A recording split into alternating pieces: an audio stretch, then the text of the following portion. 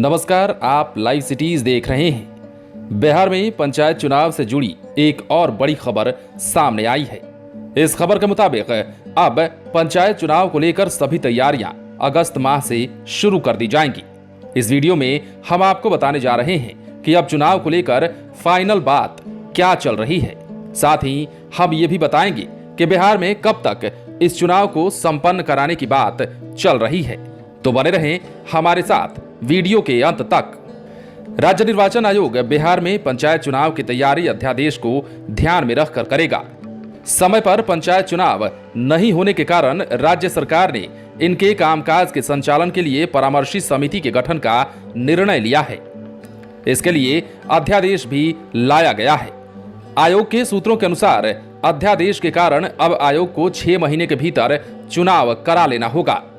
इसको ध्यान में रखकर ही चुनाव का कार्यक्रम तय होगा। वर्तमान पंचायत प्रतिनिधियों का कार्यकाल 15 जून को समाप्त हो रहा है।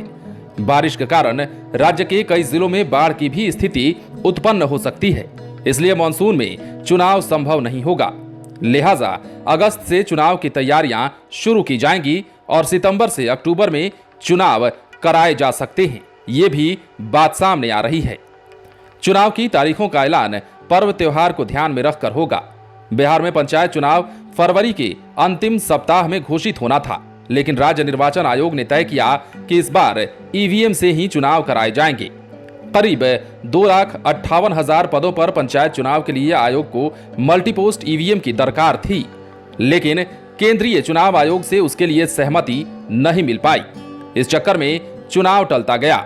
इस बीच कोरोना संक्रमण के कारण भी चुनाव में अड़चन आ गई और चुनाव फाइनली टल गया।